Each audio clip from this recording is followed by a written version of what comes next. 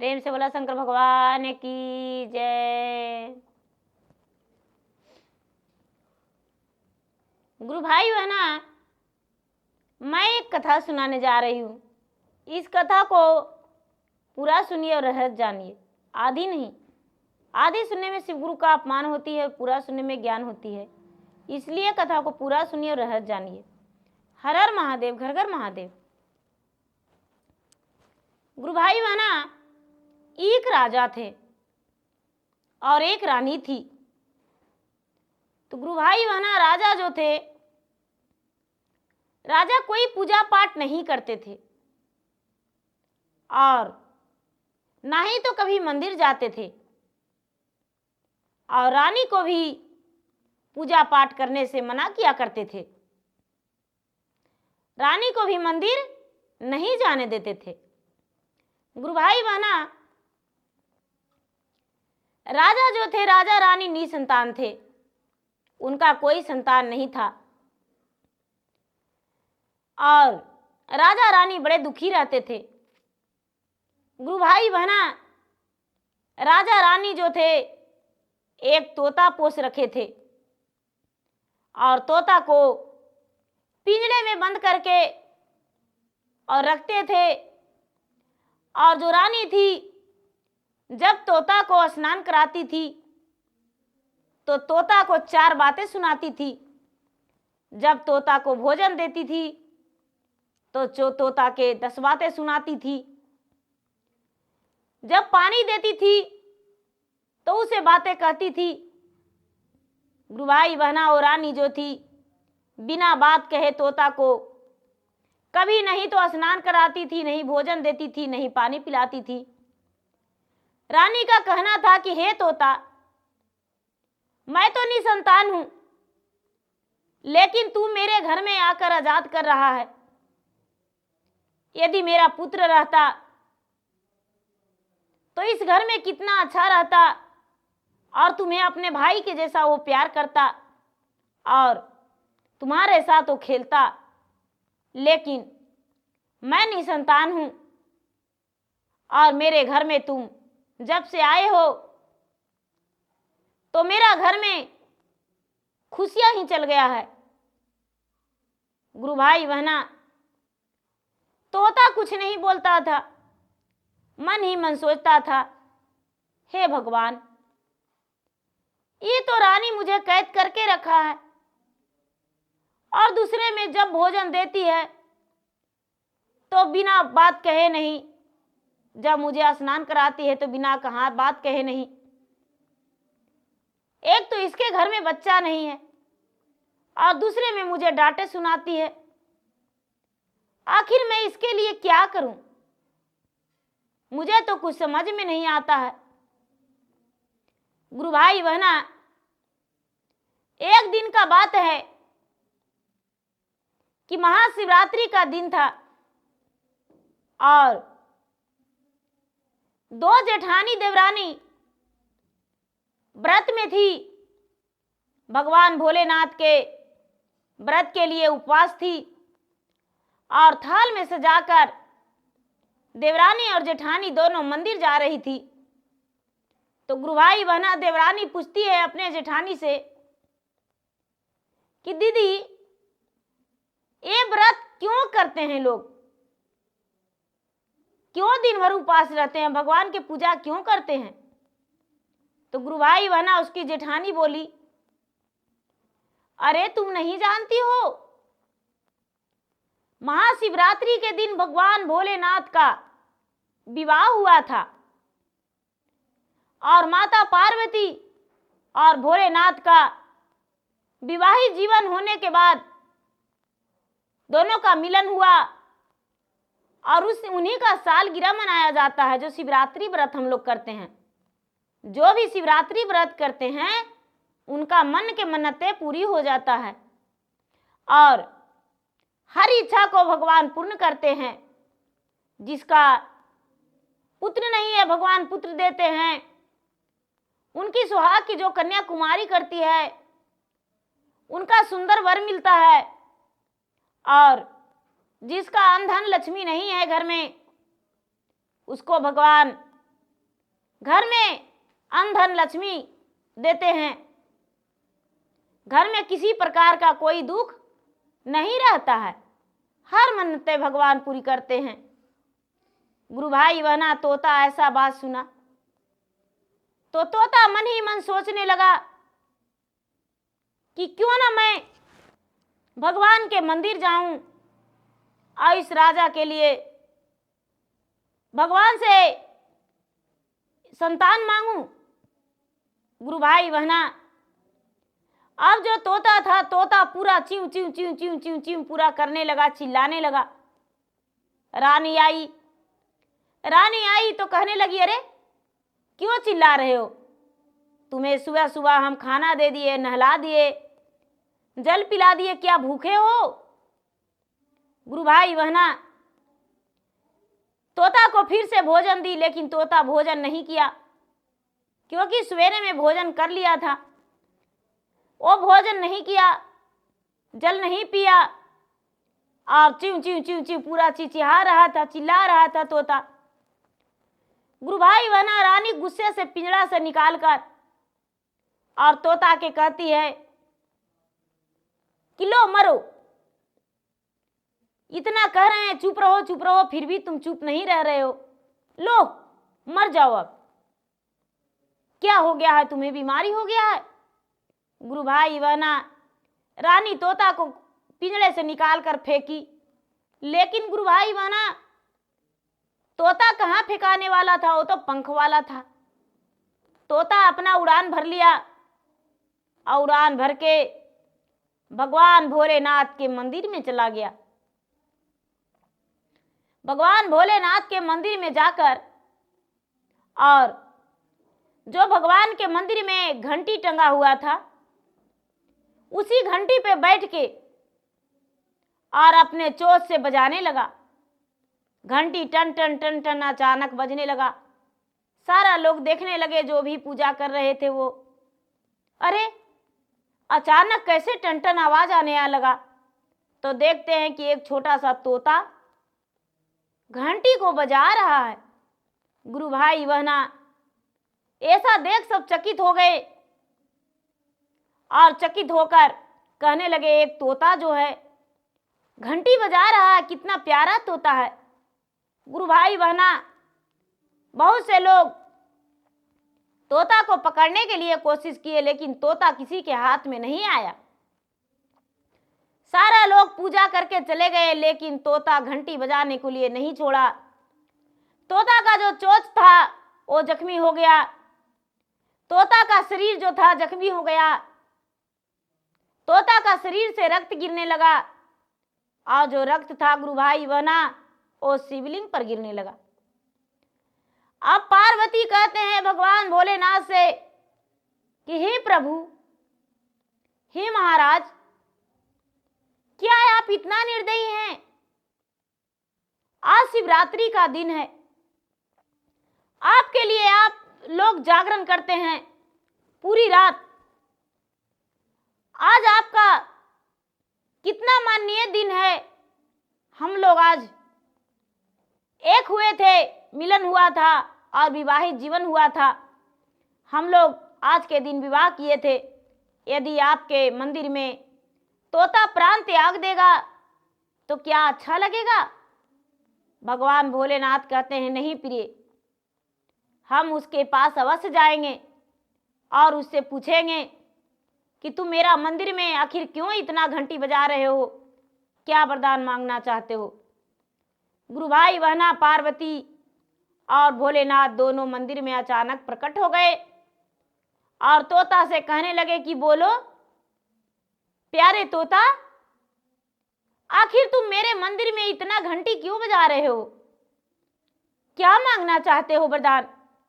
गुरु भाई बहना तोता बोला, महाराज, मैं उड़ता हुआ वन में पक्षी रहने वाला, क्या मांग सकते हैं? आपका दर्शन पा लिया, इतना ही में मेरा जीवन धन हो गया। गुरु भाई बहना भगवान भोलेनाथ तो अंतर्यामी है, कहते हैं नहीं प्यारे, तुम कुछ तो मांगना चाहते हो, तेरा जो जी में है वो बोल दे, गुरु भाई बहना, ऐसा बात सुनकर तोता बोला, महाराज मैं एक राजा के घर बंदी बन के रहता हूं, पिंजड़े में कैद रहता हूं, लेकिन रानी मुझे 10 बातें सुनाती है और बिना बात सुनाए मुझे कभी भोजन नहीं देती है, कभी स्नान नहीं कराती है और मुझे आजाद भी नहीं कराती है। उसका निसंतान होने का कारण क्या है महाराज, हमें बता दीजिए। गुरु भाई बहना, ऐसा बात सुनकर भगवान कहते हैं, देखते हैं उसके कल के बारे में क्या है। गुरु भाई बहना, जब भगवान देखने लगे तो कहते हैं कि हे तोताराज, एक पुत्र उसका लिखा हुआ है अंश में, वो पुत्र जब 16 साल का होगा तो उसका पुत्र का मृत्यु हो जाएगा। गुरु भाई बहना, ऐसा बात सुनकर तोता बोला, महाराज 16 वर्ष तो बहुत आयु है, 16 वर्ष तो बहुत ज्यादा है, तब तक तो मैं ही अपना प्राण त्याग कर और स्वर्ग चले जाएंगे। महाराज राजा को पुत्र दे दीजिए। गुरु भाई बहना, तोता को बोले भगवान कि हे तोता तुम जाओ और रानी आज की रात्रि का गर्भवती रह जाएगी, गर्भधारण हो जाएगा और वो मां बन जाएगी 9वां महीना के बाद। गुरु भाई बहना, तोता आया हंसते हंसते और पिंजड़े पे बैठ गया। रानी देखी तो बोली कि अरे तोता आ गया, हम सोचे कि उड़ गया होगा, भाग गया होगा, चलो इतना देर मेरा आंगन सूना लग रहा था। गुरु भाई बहना, पिंजड़ा के अंदर तोता बैठ गया और रानी प्रेम से उसे भोजन दी और भोजन देकर तोता को खिलाई, तोता खाया। गुरु भाई बहना, वो तो बेचारा पक्षी था, रानी से बता नहीं पाया और तोता उसके घर में रहने लगा। गुरु भाई बहना, रानी जो थी, रानी गर्भवती हो गई। और 9वां महीना के बाद एक सुंदर पुत्र जन्म ले लिया। जब पुत्र जन्म लिया तो गुरु भाई बहना, राजा जो थे, राजा बड़े बड़े ब्राह्मणों को बुलाए और राजा को कुंडली बनवाने के लिए, उनका भाग रेखा दिखाने के लिए ब्राह्मण को, ज्योतिष को बुलाए। गुरु भाई बहना, ब्राह्मण ज्योतिष जब आए तो कुंडली में देखकर कहने लगे राजा से कि हे राजन, आपका पुत्र तो जन्म लिया है लेकिन 16 वर्ष इसका आयु होगा और 16 वर्ष के बाद जिस दिन 16 वर्ष पूरा हो जाएगा इसका मृत्यु का प्राप्त हो जाएगा। गुरु भाई बहना, ऐसा बात सुनकर राजा बड़े दुखी हो गए, लेकिन रानी कहती है कि महाराज 16 वर्ष तो बहुत होता है, 16 वर्ष मेरा पुत्र जिएगा, कोई बात नहीं। गुरु भाई बहना, अब धीरे धीरे समय बीतने लगा और राजा का बेटा का 12 वर्ष बीत गया।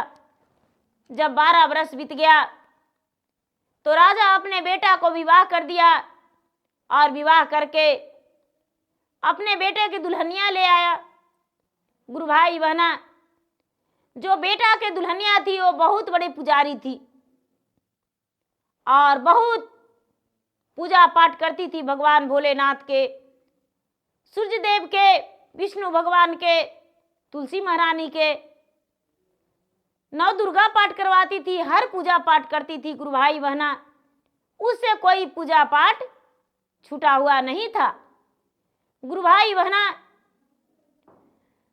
जब 16 धीरे वो जो पूजा पाठ करने लगी, गुरु भाई बहना महाशिवरात्रि व्रत करती थी और महाशिवरात्रि व्रत जब की तो गुरु भाई बहना पूजा पाठ में तो उसे मन लगता था और पूजा पाठ किया करती थी।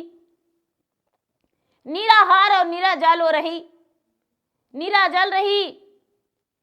तो गुरु भाई बहना उसे पता था कि मेरा पति का आयु 16 वर्ष तक ही है। महाशिवरात्रि व्रत की और महाशिवरात्रि व्रत करके भगवान के मंदिर में उपास रह के पूरे चारों पहर का पूजा की। सबसे पहले गुरु भाई बहना शाम के समय से पहले भगवान भोलेनाथ का पूजा की और पूजा करके और उसी मंदिर में भजन करते रह गई, जागरण की। जब गुरु भाई बहना दूसरा पहर बीतने वाला था तो दूसरा पहर की पूजा आरती की। तीसरा पहर बीतने वाला था तो तीसरा पहर के पूजा आरती की और चौथा पहर बीतने वाला था तो चौथा पहर की पूजा आरती की। गुरु भाई बहना चारों पहर की 4 पूजा और 4 आरती की। भगवान प्रचंड हो गए और कहने लगे कि धन हो तुम पुत्री, मांगो वरदान मांगो, क्या मांगना चाहती हो।